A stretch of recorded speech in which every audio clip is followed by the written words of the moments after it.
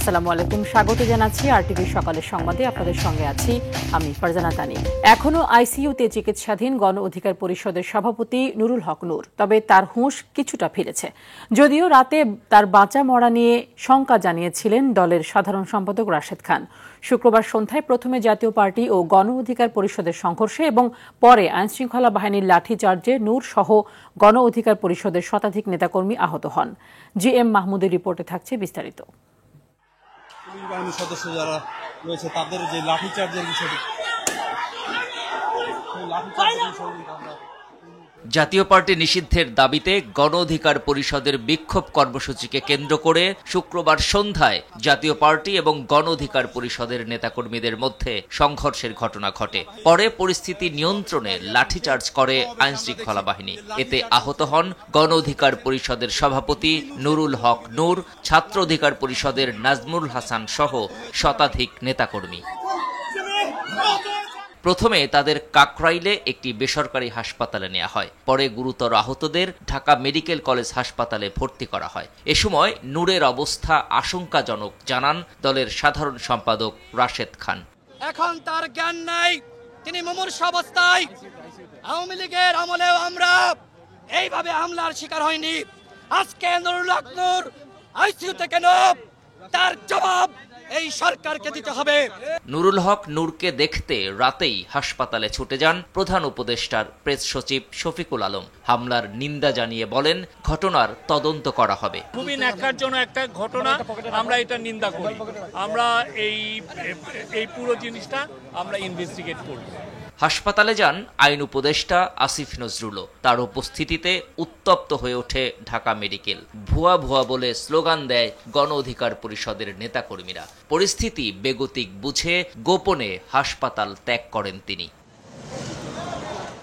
এ ঘটনার নিন্দা জানিয়েছেন বিএনপির ভারপ্রাপ্ত চেয়ারম্যান তারেক রহমান। নূরকে দেখতে এসে ক্ষোভ জানান বিভিন্ন রাজনৈতিক দলের নেতারা।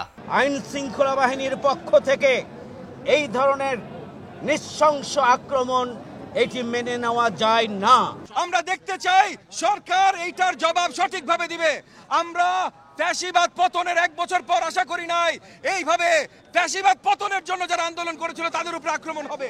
পুলিশ লাঠিচার্জ করে আমরা দেখি, কিন্তু এইভাবে নৃশংসভাবে গুতিয়ে নুরুল হক নূরকে যেভাবে মারা হয়েছে এটা অত্যন্ত বোঝা গেছে যে তাকে ইন্টেনশনালি তাকে টার্গেট করে এটা করা হয়েছে। এই হামলাকারীরা পার পেয়ে যায় তাহলে জুলাই বিপ্লবের অংশীজন কেউ নিরাপদ থাকবে না। কাজে আজকে আমাদেরকে সিদ্ধান্ত নিতে হবে যে জুলাই বিপ্লব সফল হবে না ব্যর্থ হবে। এদিকে এক বিজ্ঞপ্তিতে আন্তঃবাহিনী জনসংযোগ পরিদপ্তর আইএসপিআর জানায়, জননিরাপত্তা রক্ষায় বল প্রয়োগে বাধ্য হয় আইনশৃঙ্খলা বাহিনী। তবে আইএসপিআর এর বক্তব্য প্রত্যাখ্যান করেছে গণ অধিকার পরিষদ। জাতীয় পার্টির পক্ষে অবস্থান নিয়ে যে ধরনের বিবৃতি প্রদান করেছে, এই বিবৃতিকে আমরা প্রত্যাখ্যান করছি, আমরা ধিক্কার জানাই। সুতরাং সেনাপ্রধানকে বলবো, এই ঘটনার দায় আপনি না নিয়ে বরং এর সাথে যারা জড়িত তাদের শাস্তির আওতায় আনুন। আজকে মব বলে আমাদের উপর হামলার যে বৈধতা দেওয়া হচ্ছে, এইটা কি এই বাংলাদেশে কাম্য হতে পারে?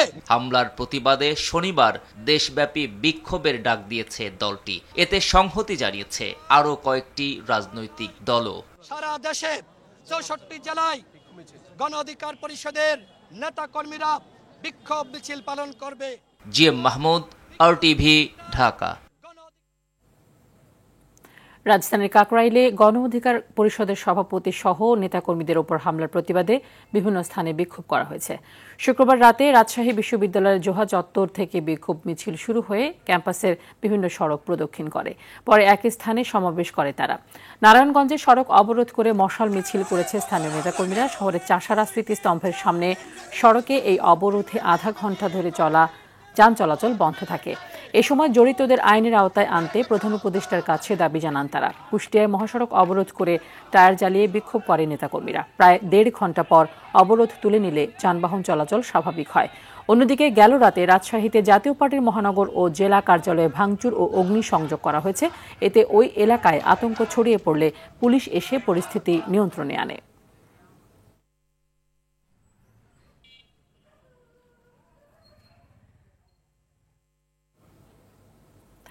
শুরু হয়েছে জাহাঙ্গীরনগর বিশ্ববিদ্যালয় কেন্দ্রীয় সংসদ জাকসু ও হল সংসদ নির্বাচনের প্রচার।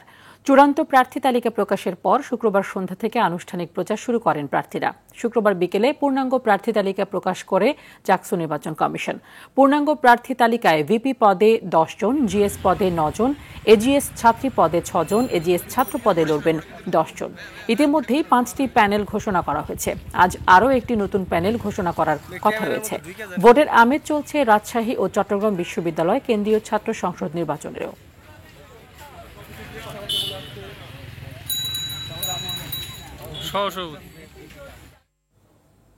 এ বিষয়ে আরও জানাতে জাহাঙ্গীরনগর বিশ্ববিদ্যালয় থেকে সরাসরি যুক্ত হচ্ছেন সহকর্মী ওমর ফারুক। ফারুক, আমরা জানি যে গতকালকে প্রার্থীর নির্বাচন হয়ে গেছে এবং সব ঘোষণাও হয়ে গেছে প্রার্থীদের নাম। আজকে থেকে প্রচারের যেহেতু শুরু হবে, জানাবেন যে প্রচারের বিষয়ে কি কি জানেন আপনি এবং যারা ভোট দেবেন ছাত্রছাত্রী তারা কি বলছেন?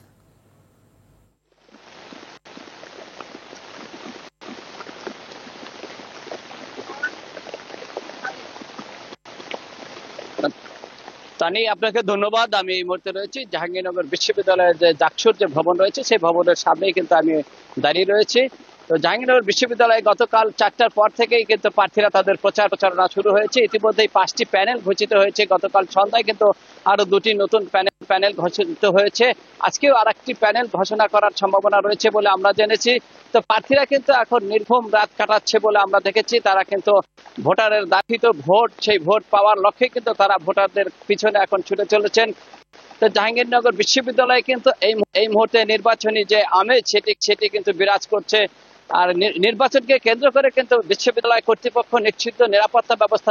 তো প্রার্থীরা কিন্তু বলছেন যে ভোটারদের যেন কোনো ভয়ভীতি প্রদর্শনের কোনো পেশি শক্তি যেন কাজ করতে না পারে, সেজন্য প্রশাসন যেন সজাগ থাকে। তারা আমাদেরকে যেমনটা জানিয়েছেন, তারা এখনো কিছু অছাত্র রয়েছেন যাদের ছাত্রত্ব শেষ হয়েছে, তাদেরকে হল থেকে বের করে দেওয়া, হল ত্যাগ করেনি বলে তারা বলেছেন যে বিশ্ববিদ্যালয়ের প্রশাসন যেন দ্রুত সময়ের মধ্যে এই হল থেকে তাদেরকে বের করার ব্যবস্থা করা হয় এবং বহিরাগত প্রবেশাধিকারে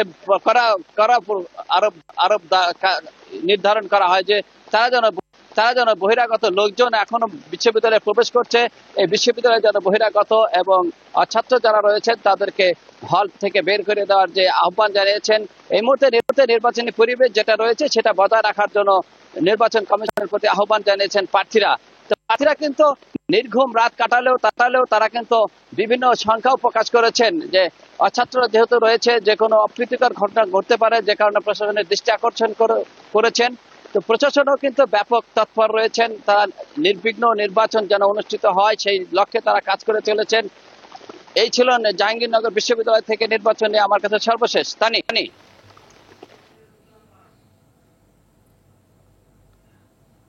ফারুক, ধন্যবাদ আপনাকে। আচরণবিধি লঙ্ঘনের অভিযোগ পাল্টা অভিযোগে জমজমাট ঢাকা বিশ্ববিদ্যালয় কেন্দ্রীয় ছাত্র সংসদ ডাকসু ও হল সংসদ নির্বাচন। হলে হলে ভোটারদের দ্বারে দ্বারে যাচ্ছেন ডাকসু নির্বাচনের প্রার্থীরা, তুলে ধরছেন নানা প্রতিশ্রুতি। প্রশাসনের পক্ষপাতিত্ব ছাড়াও অপপ্রচারের পাল্টাপাল্টি অভিযোগও আছে তাদের। নির্বাচনে সেনা মোতায়েন নিয়ে মিশ্র প্রতিক্রিয়া আছে প্রার্থী ও শিক্ষার্থীদের।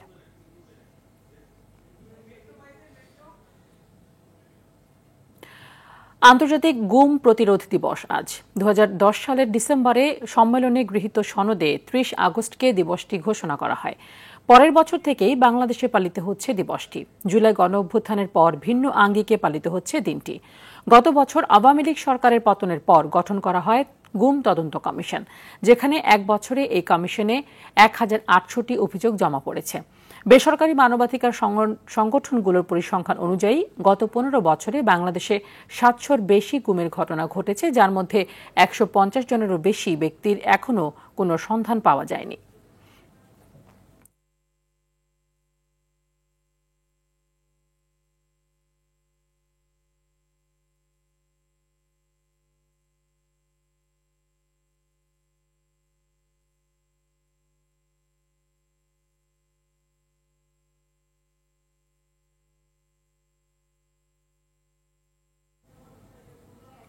চুয়াডাঙ্গার আলমডাঙ্গায় ভয়ঙ্কর হয়ে উঠেছে মানব পাচার চক্র। ইউরোপে পাঠানোর স্বপ্ন দেখিয়ে লিবিয়ায় নিয়ে আটকে রেখে মুক্তিপণ আদায় করতে চালানো হয় অমানসিক নির্যাতন। টর্চার সেলে চালানো নির্যাতন সরাসরি ভিডিও কলের মাধ্যমে দেখানো হয় পরিবারের সদস্যদের। এমন ফাঁদে পড়ে নিঃস্ব হয়ে পড়েছেন অনেক পরিবার। অভিযুক্তদের বিরুদ্ধে মামলা হলেও মূল হোতারা এখনও ধরাছোঁয়ার বাইরে। চুয়াডাঙ্গা থেকে জহির রায়হান সোহাগের পাঠানো তথ্য ও চিত্রে আরও জানাচ্ছেন আব্দুল হামিদ। ইতালি গেলে বদলে যাবে পরিবারের ভাগ্য, গ্রামে কাটানো অভাব অনটনের জীবনে ফিরবে সচ্ছলতা, এমন কত শত মন ভোলানো কথার ফাঁদ পেতেই বিদেশ যেতে রাজি করানো হয় গ্রামের সহজ সরল মানুষদের। স্বপ্নের গন্তব্যে যেতে সহায় সম্বল বিক্রি করেন চুয়াডাঙ্গার আলমডাঙ্গা উপজেলার প্রায় অর্ধশতাধিক হতভাগা যুবক। ইউরোপে পাঠানোর কথা বলে ট্রানজিট রুটের অংশ হিসেবে আনা হয় লিবিয়ায়, সেখানেই আটকে রেখে মুক্তিপণ আদায়ে চলে নির্যাতন। আমাদের গ্রামে 22 জন, এই 22টা ছেলে একদম সব মনে করো পথের ভিখারি হতেই 10 লাখ নিয়েও এই মারধর, এই ভিডিও কলে দেখাছে, টাকার খাদ্য দেয় নাই। 10 লাখ টাকা আমরা দিলাম, দেওয়ার পরে ফের 3 লাখও নিল। 3 লাখ নেওয়ার পরে 13 লাখ হয়ে গেল, আবার ফের বলে 2 লাখ দাও, আবার ফের 2 লাখ দিলাম, দিয়ে 15 লাখ টাকা আমরা দিলাম। দেওয়ার পরে এখন ছেলেপিলে মারধর করে, আরাম করে ছেলেপিলের ভিডিও কলে দেখায়। তারপর এখন কি করবো ভাই বলেন দিন, আমাদের মরণ ছাড়ার কোনো পথ নেই। হলো 1 ঘন্টার মধ্যে 22 লক্ষ টাকা দেওয়া লাগবে, না আইতে মাইরে পঙ্গ বানিয়ে দেবো। তারা বসে টাকা দাও না মারবো ধরবো। সরকারের কাছে আমাকে দাবি যে আমাকে ছেলে হয় ইটালি পাঠিয়ে দিক, আর না আমাদের দেশে আমাদের বুকিস দিদিক আমাদের ছেলে। পাচারের সঙ্গে জড়িত একটি চক্র উপজেলার বেলগাছি গ্রামের সাগরের নিয়ন্ত্রণে, আরেকটি চক্র নিয়ন্ত্রণ করেন 7 বিয়ে করে দেশ জুড়ে আলোচনায় আসা কুষ্টিয়ার রবিজুল ইসলাম। সম্প্রতি মানব পাচারের অভিযোগে গ্রেপ্তার করা হয় তাকে। মানব পাচার চক্রের কয়েকজন আটক হলেও ধরাছোঁয়ার বাইরে মূল অভিযুক্তরা, তাদেরকেও আইনের আওতায় আনার আশ্বাস পুলিশের। আমরা যখন মামলা তদন্ত করে নাম ঠিকানা সঠিক পেলে তাদেরকে আমরা আমাদের যে এনসিপি মানে আমাদের পুলিশ হেডকোয়ার্টার একটা সেল আছে, তাদের মাধ্যমে আমাদের প্রবাসী কল্যাণ মন্ত্রণালয়ের সহযোগিতায় তাদেরকে নাম ঠিকানা যাচাই করে তাদের দেশে আনার আমরা বিভিন্নভাবে চিঠির মাধ্যমে চেষ্টা করি। প্রতারকদের সর্বোচ্চ শাস্তি নিশ্চিতের পাশাপাশি লিবিয়ায় আটক বাংলাদেশিদের ফেরত আনতে সরকারের পক্ষ থেকে দ্রুত কার্যকর পদক্ষেপ চান ভুক্তভোগীরা। আব্দুল হামিদ, RTV। মেট্রো রেলের MRT লাইন 1 নির্মাণের একটি প্যাকেজে জাপানের বাইরে ঠিকাদার থাকবে কিনা তা নিয়ে সৃষ্টি হয়েছে বিতর্ক। মেট্রো কর্তৃপক্ষ বলছে কেবল একই ধরনের কোম্পানি দরপত্র জমা দেওয়ায় প্রতিযোগিতা হচ্ছে না, আর খরচ কমাতে দেশীয় পণ্য ও জনশক্তি কাজে লাগাতে ঠিকাদারদের প্রতি আহ্বান জানিয়েছেন তারা। তবে বিশেষজ্ঞরা বলছেন বিগত সরকারের আমলে অতি মূল্যায়িত টেন্ডারের কারণে ব্যয় বৃদ্ধি পেয়েছে, আর পাতাল রেলের কারণে এর ব্যয় আরও বাড়বে বলে আশঙ্কা তাদের। মেট্রো রেল নিয়ে সাকিবুর রহমানের ধারাবাহিকের আজ দেখুন দ্বিতীয় পর্ব। ছবি তুলেছেন নাজমুল হোসেন সাইমন। মেট্রো রেলের MRT লাইন 5 উত্তর, যা হেমায়েতপুর থেকে ভাটারা পর্যন্ত হবে। মোট 20 কিলোমিটার পথে হবে 14টি স্টেশন, যার মধ্যে 9টি পাতাল ও 5টি উড়া স্টেশন থাকবে। MRT লাইন 1-এর বিমানবন্দর থেকে কমলাপুর পর্যন্ত অংশে পুরোটাই হবে মাটির নিচে, আর নতুন বাজার থেকে পূর্বাচল রুটের 2টি স্টেশন হবে পাতালে। পাতাল মেট্রো নিয়ে সংশয় প্রকাশ করেছেন পরিবহন বিশেষজ্ঞরা। তারা মনে করেন এতে আয় ব্যয়ের হিসেব কোনোভাবেই মিলবে না। ন্যাচারাল ভেন্টিলেশন, ন্যাচারাল আলো, সবকিছুই ন্যাচারাল। আর আন্ডারগ্রাউন্ডে গেলে যেদিন উদ্বোধন হবে ওদিনই ICU-তে ঢুকে যায়। আর্টিফিশিয়াল আলো, আর্টিফিশিয়াল বাতাস, এনার্জি হাংরি। মেট্রো 6 এলিভেটেড হয়েই আমি ভাড়াটা বাড়িয়ে দিয়েছি, তাহলে আন্ডারগ্রাউন্ডে গেলে আমি জানি না এই খরচটা কিভাবে উঠবে। সো আমাদের আন্ডারগ্রাউন্ডের অভিজ্ঞতা নাই, তাহলে যার অভিজ্ঞতা নাই সে তো রিজিওনাল কার আছে তার সাথে শেয়ার করে। ওনারা শেয়ার করেছে কিনা জানি না। আমরা যখন 2010-এ জাইকা এগুলিকে ফাইনালাইজ করে তখন ওইখানে লেখা ছিল যাদের মেট্রো আছে তাদের একটা এক্সপেরিয়েন্স শেয়ার করতে হবে। মেট্রো লাইন 1-এর প্যাকেজ শুধু জাপানি ঠিকাদারকে কাজ দেওয়ার অভিযোগ উঠলেও মেট্রো কর্তৃপক্ষ বলছে প্রতিযোগিতার জন্য তারা আশানুরূপ সাড়া পাননি। একটি কোম্পানি না, বিভিন্ন কোম্পানি আসতেছে প্রায়, but similar nature of company আসতেছে। তা আমরা যেটা চাচ্ছি DMTCL যেটা পার্সোনালি এবং আমরা সবাই যেটা চাচ্ছি, এবং সেটা হলো যে আমরা আগে ফান্ডামেন্টাল রিফর্ম টানতে চাই, যে এখানে কম্পিটিশন হওয়া দরকার। কম্পিটিশন হলে অটোমেটিক্যালি এটা ক্যাপেক্স কমে আসবে, এটার ওপেক্সও কমে আসবে, ক্যাপিটাল কস্টও কমবে, এটা অপারেশন কস্টও কমে যাবে। সবচেয়ে বড় জিনিসটা যেটা আমরা লোকাল ম্যাটেরিয়াল ইউজের জন্য, লোকাল এমপ্লয়মেন্ট ক্রিয়েট করার জন্য, আর টেকনোলজি ট্রান্সফার করার জন্য। যেমন আমরা চাচ্ছি যে কোচগুলি যাতে আমাদের দেশে প্রথম স্টেজে এখানে অ্যাসেম্বলি হয়, তারপরে যাতে আমরা ম্যানুফ্যাকচার করতে পারি অন্য মেট্রোর জন্য। তো এটার জন্য আমরা কাজ করতেছি। সব টেন্ডার রিভিউ করে দেখার তাগিদ দিয়ে পরিবহন বিশেষজ্ঞরা বলছেন প্রতিযোগিতা না বাড়লে ব্যয় বাড়বে। এটার একটা যথেষ্ট পরিমাণ রিভিউ করার দরকার আছে।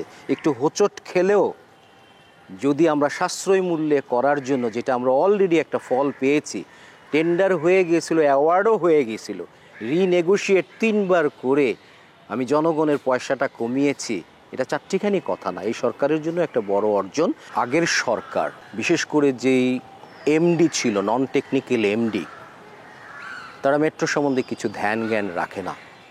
তাদের আওতায় যেই টেন্ডারগুলি হয়েছে সবসময় অতিমূল্যায়িত হয়েছে।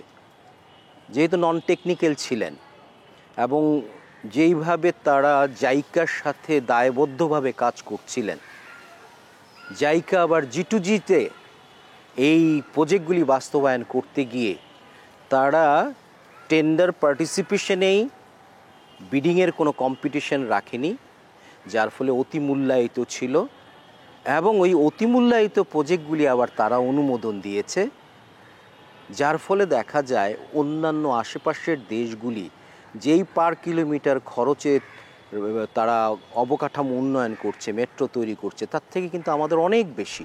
মেট্রো রেল নির্মাণে ঋণের শর্ত শিথিল ও ব্যয় কমানোর বিষয়ে জাইকার সঙ্গে দর কষাকষি করছে অন্তর্বর্তী সরকার, যা ইতিবাচক হিসেবে দেখছেন পরিবহন সংশ্লিষ্টরা। সাকিবুর রহমান, RTV, ঢাকা।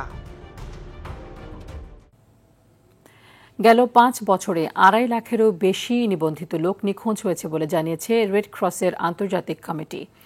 সুইজারল্যান্ডের জেনেভা থেকে প্রকাশিত এক প্রতিবেদনে এই তথ্য জানায় সংস্থাটি। এতে বলা হয়, ক্রমবর্ধমান সংঘাত, গণ অভিবাসন এবং যুদ্ধের নিয়ম ভঙ্গের কারণে এই নিখোঁজের সংখ্যা দিন দিন বৃদ্ধি পাচ্ছে। সংঘাতপূর্ণ দল এবং তাদের সমর্থনকারীরা যুদ্ধের সময় মানুষকে রক্ষা করতে ব্যর্থ হচ্ছে বলে মন্তব্য করেছে আন্তর্জাতিক রেড ক্রসের মহাপরিচালক পিয়েরে ক্রাহেনবুল।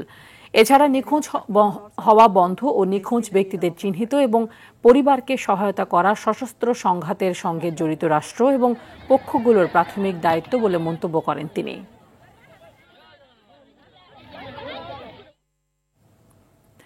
পর্যাপ্ত চিকিৎসক নার্সের অভাবে প্রয়োজনীয় সেবা থেকে বঞ্চিত ফেনী জেনারেল হাসপাতালের রোগীরা। প্রায় 500 রোগীর সেবার জন্য রয়েছে মাত্র 56 জন চিকিৎসক, নেই প্রয়োজনীয় নার্স। প্রতিদিন অর্ধেক রোগী নাস্তা ও ঔষধ পেলেও বাকি অর্ধেকের কপালে জোটে না কিছুই। দৌড়ঝাঁপ করে বাইরে থেকে খাবার আর ঔষধ কিনে হাঁপিয়ে উঠছে রোগীর স্বজনরা। ফেনী প্রতিনিধি আজাদ মালদারের রিপোর্ট, জানাচ্ছেন লামিয়া তানজিন মাহমুদ। প্রত্যাশিত সেবা না মেলায় হাসপাতালে কর্মরত নার্স কিংবা স্টাফদের সাথে রোগীর স্বজনদের বাকবিতণ্ডা এখানে নিত্যদিনের চিত্র। ওষুধ তো দূরে থাক, সাধারণ সুযোগ সুবিধাটুকু আশা করাও যেন জেলার সরকারি এই হাসপাতালে বিলাসিতা। ঢাকা চট্টগ্রাম মহাসড়কের পাশে অবস্থিত ফেনী জেনারেল হাসপাতালে চিকিৎসা নিতে আসেন চট্টগ্রাম, খাগড়াছড়ি, কুমিল্লা ও বৃহত্তর নোয়াখালী জেলার মানুষ। সেবা না পেয়ে ক্ষোভ রোগীর স্বজনদের। ওই উপরে ফাঙ্ক নাই, এখন ট্রিটমেন্টও পাই নাই, কিছু পাই নাই, এখন সবগুলার মানে অভাব। আসার পরে একজন হিন্দু মহিলা আসছিল, মহিলা আমার খুব দুর্ব্যবহার করছে। বললাম যে আমার একটা সিট দেন, কয় না সিট এটা হবে না, এটা আপনার ভাড়া সিট। সবকিছু আমরা কিনে কেনই সবকিছু চালাইতে আছি টাকা পয়সা দিয়া। ওনার ওখান থেকে কোনো চিকিৎসা পাইনি আমরা আজ পর্যন্ত, এখনো কিছুই পাইনি। চিকিৎসা দেয় না, বাইরে ওষুধ কিনে যাই, তারপরে সকালে নাস্তাও দেয় না, ভাতও দেয় না। হাসপাতাল কর্তৃপক্ষ জানায় 100 জন চিকিৎসকের মধ্যে আছেন 56 জন, 200 জন নার্সের মধ্যে কাজ করছে 99 জন, তৃতীয় চতুর্থ শ্রেণীর কর্মচারীর 106 জনের মধ্যে আছেন মাত্র 32 জন। ওষুধ, লিফট, ডায়ালাইসিস বিভাগ সহ গুরুত্বপূর্ণ সেবা খাতের সমস্যা নিয়ে 1 যুগেরও বেশি সময় ধরে কেবল চিঠি চালাচালি হলেও মিলেনি পরিত্রাণ। এদিকে সমস্যার দায় স্বীকার করে সমাধানের আশ্বাস দেন স্বয়ং হাসপাতালের তত্ত্বাবধায়ক। 500 বেডের যে আমাদের জনবল, এটা চাহিদা অলরেডি আমাদের মন্ত্রণালয়ে প্রেরণ করা হয়েছে এবং আমরা অনবরত কী করে 500 বেডের জনবল, সেটা হলো ডাক্তার, নার্স এবং হলো যে তৃতীয় চতুর্থ শ্রেণীর কর্মচারী, প্রত্যেকে যাতে দ্রুতগতিতে আনা যায় এবং সে অনুযায়ী যাতে আমরা চিকিৎসা সেবা দিতে পারি, সেজন্য আমরা প্রতিনিয়ত ঊর্ধ্বতন প্রতিরক্ষা যোগাযোগ অব্যাহত রাখছি। সেবা দেওয়ার প্রত্যয় নিয়ে গড়ে ওঠা ফেনী জেনারেল হাসপাতালে যেন বাস্তবে সেবা মিলে, এমন প্রত্যাশা এলাকাবাসীর। লামিয়া তানজিন মাহমুদ, RTV। বগুড়ার সারিয়াকান্দিতে শুরু হয়েছে যমুনা নদীর তীব্র ভাঙন। একদিনেই নদীতে বিলীন হয়েছে প্রায় 5 বিঘা কৃষিজমি। ভাঙন থেকে মাত্র 200 মিটার এলাকায় রয়েছে বন্যা নিয়ন্ত্রণ বেড়ি বাঁধ, যা এখন হুমকিতে রয়েছে ভাঙনের। এটি ভেঙে গেলে 4 ইউনিয়নের লাখো এলাকাবাসী বন্যা কবলিত হবেন। বগুড়ার সারিয়াকান্দি প্রতিনিধি শাহাদাত জামানের রিপোর্ট, জানাচ্ছেন লামিয়া তানজিন মাহমুদ। গেল কয়েকদিন ধরে যমুনার উজানে আতঙ্কিত আছেন বগুড়ার সারিয়াকান্দির কামালপুর ইউনিয়নের গোদাখালী এবং ইছামারা গ্রামের মানুষ। কৃষকদের 3 ফসলি কৃষি জমি যমুনায় বিলীন হওয়া সহ প্রায় 1 কিলোমিটার এলাকা জুড়ে সৃষ্টি হয়েছে তীব্র ভাঙন।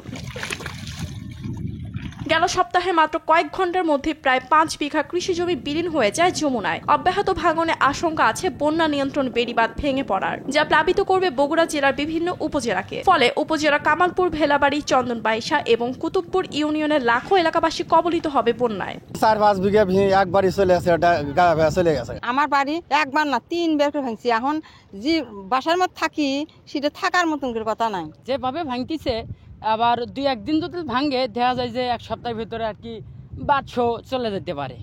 আমাদের যে এলাকা স্থায়ী গ্রোয়িং, এই এলাকার লোক স্থায়ী গ্রোয়িং চায়। স্থায়ী গ্রোয়িং দিলে আমার এলাকার জনসাধারণ একটু আমরা শান্তিতে বসবাস করতে পারবো।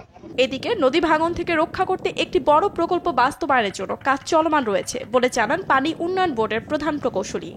ইমার্জেন্সি ভাবে করতেছে, এটা তো ফিল্ডের যে এক্সিকিউটিভ আছেন উনি এটা দেখতেছে, যেখানে হয়তো স্পট কিছু না করলে ক্ষতিগ্রস্ত সেখানে করতেছে, এবং এরকম যদি হয় আবার করবে। পার্মানেন্ট করতে একটু সময় লাগবে, একটু কষ্ট করে আপনাদের ধৈর্য ধারণ করতে হবে। আমরা কাজ করতেছি। ভাঙনের ভয় নয়, বরং নির্ভয়ে থাকবে বগুড়ার নদী পাড়ের মানুষ, এমনটাই প্রত্যাশা সংশ্লিষ্টদের। লামিয়া তানজির মাহমুদ, আরটিভি।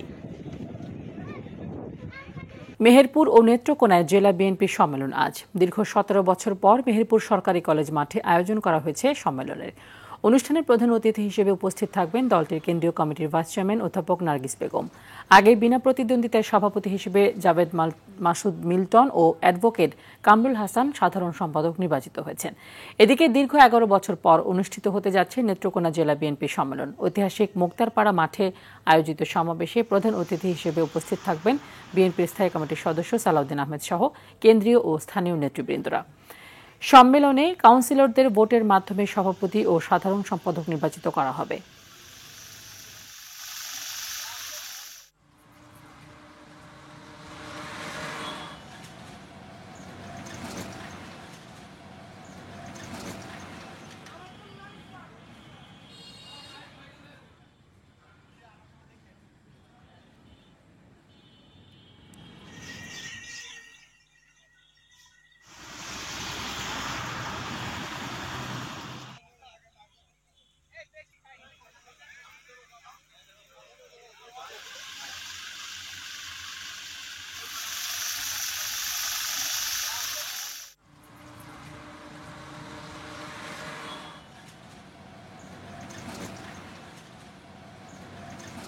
ওমরা পালন করতে যাওয়া যাত্রী ও বিদেশগামী শিক্ষার্থীদের দেশের মধ্যে ভ্রমণে বিশেষ সুবিধা দেওয়ার ঘোষণা দিয়েছে একটি বেসরকারি উড়োজাহাজ পরিবহন সংস্থা।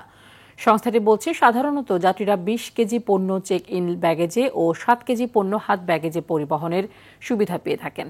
তবে ওমরা যাত্রী ও বিদেশগামী শিক্ষার্থীরা অতিরিক্ত 20 কেজি ব্যাগেজ বিনামূল্যে বহনের সুযোগ পাবেন বলে জানিয়েছে প্রতিষ্ঠানটি।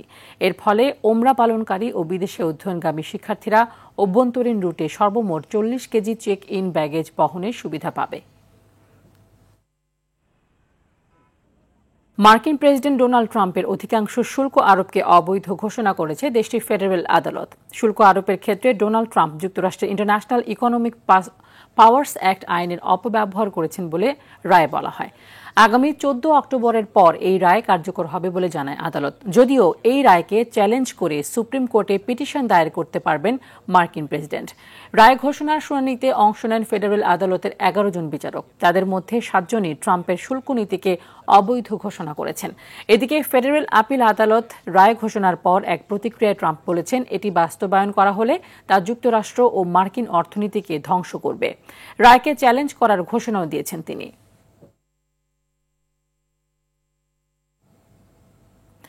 জাতিসংঘের সাধারণ পরিষদের বার্ষিক অধিবেশনে যোগদানে বিঘ্ন ঘটাতে ফিলিস্তিনের প্রেসিডেন্ট মাহমুদ আব্বাসের উপর ভিসা নিষেধাজ্ঞা দিল যুক্তরাষ্ট্র। স্থানীয় সময় শুক্রবার দেশটি জানায়, আগামী মাসে নিউ ইয়র্কে অনুষ্ঠিতব্য জাতিসংঘের অধিবেশনে যোগ দিতে ফিলিস্তিনি কর্তৃপক্ষের প্রেসিডেন্ট মাহমুদ আব্বাসকে ভিসা দেয়া হবে না। দেশটির পররাষ্ট্র মন্ত্রণালয়ের এক কর্মকর্তা জানান, এই সিদ্ধান্তের আওতায় ফিলিস্তিনি মুক্তি সংস্থা PLO ও পশ্চিম তীর ভিত্তিক ফিলিস্তিনি কর্তৃপক্ষের প্রায় 80 কর্মকর্তাও ভিসা বাতিলের মুখে পড়বেন। রয়টার্স জানায়, প্রেসিডেন্ট আব্বাস জাতিসংঘের অধিবেশনে যোগ দেওয়ার পাশাপাশি ফ্রান্স ও সৌদি আরবের আয়োজিত একটি সম্মেলনেও অংশ নেওয়ার কথা ছিল।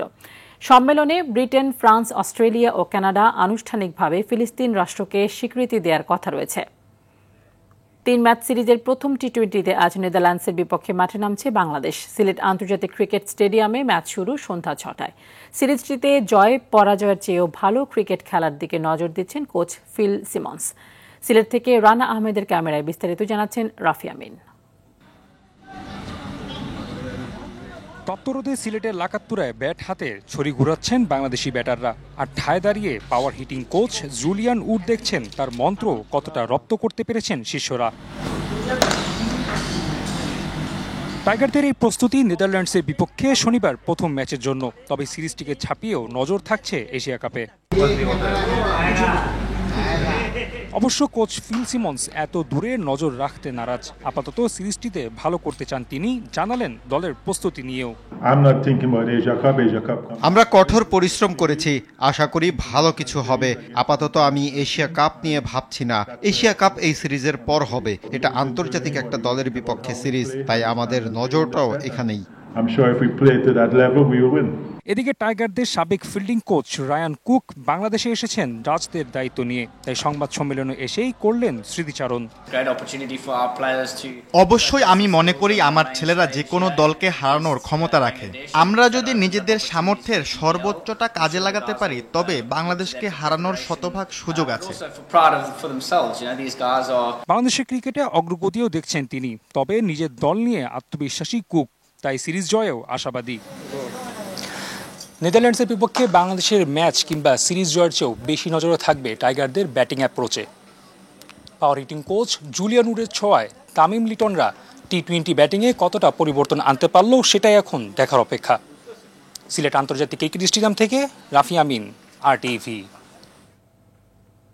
প্রফেশনাল বক্সিংয়ে প্রথমবারের মতো ওয়ার্ল্ড বক্সিং কাউন্সিলের টাইটেল জিতল Bangladesh.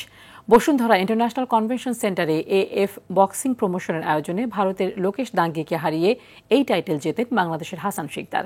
Asian continental super light ওয়েটে 10 রাউন্ডের খেলার 9ম রাউন্ডে নকআউট করে জয় ছিনিয়ে নেন হাসান। আরও জানাচ্ছেন আতিকুল ইসলাম শাকিল। কথা ছিল বসুন্ধরায় ভারত, পাকিস্তান, তানজানিয়া, বাংলাদেশকে নিয়ে হবে প্রফেশনাল বক্সিং টুর্নামেন্ট, কিন্তু ভারতের সাথে একই প্ল্যাটফর্মে খেলতে পাকিস্তান অস্বীকৃতি জানানোয় শেষ মুহূর্তে আয়োজনটি হয়ে ওঠে বাংলাদেশ ভারতের লড়াই। সে লড়াইয়ে অতিথিদের একেবারে নাস্তানাবুদ করে ছাড়ে বাংলাদেশের বক্সাররা। 4টি আলাদা আউটেই ভারতের বিপক্ষে জয় তুলে নেয় লাল সবুজের প্রতিনিধিরা। তবে এসবের মধ্যে সবচেয়ে বড় প্রাপ্তি ওয়ার্ল্ড বক্সিং কাউন্সিলের এশিয়ান কন্টিনেন্টাল টাইটেল, যা বাংলাদেশের বক্সিং ইতিহাসেরই প্রথম। যদিও এ জয়ে কঠিন পথ পাড়ি দিতে হয় হাসানকে। প্রথম 2 রাউন্ড হাসান আধিপত্য বজায় রাখলেও পরের 5 রাউন্ডে অনেকটাই এগিয়ে যায় ভারতের লোকেশ। তবে 8ম রাউন্ডে আবারও ঘুরে দাঁড়িয়ে ম্যাচে নিয়ন্ত্রণ নেয় হাসান, আর 9ম রাউন্ডে এসে একেবারে নকআউট করে জয় ছিনিয়ে নেয় বাংলাদেশের এই ইয়াং টাইগার। এ জয়ে আবেগাপ্লুত হাসান দেশের জন্য ভবিষ্যতে আরো বড় কিছু করার স্বপ্ন দেখেন। হাসানকে আন্তর্জাতিক বক্সার হিসেবে তৈরি করা বক্সিং প্রমোশনের চেয়ারম্যান এবং ওয়ার্ল্ড বক্সিং কাউন্সিলের কমিশনার আসাদুজ্জামান মনে করেন, খুব শিগগিরই বিশ্ব চ্যাম্পিয়ন পেতে যাচ্ছে বাংলাদেশ। আমার মনে হয় হাসান শিকদার সহ 3-4 জনকে নিয়ে যদি আমরা সেইভাবে ওয়ার্ক করতে পারি, আমরা 2027-এর মধ্যে ওয়ার্ল্ড চ্যাম্পিয়ন পাবো ডিরেক্টলি। আতিকুল ইসলাম শাকিল, RTV, ঢাকা। সকালের সংবাদ এ পর্যন্তই। মধ্যাহ্নের সংবাদ 12টায় দেখার আমন্ত্রণ রইল। ধন্যবাদ সবাইকে।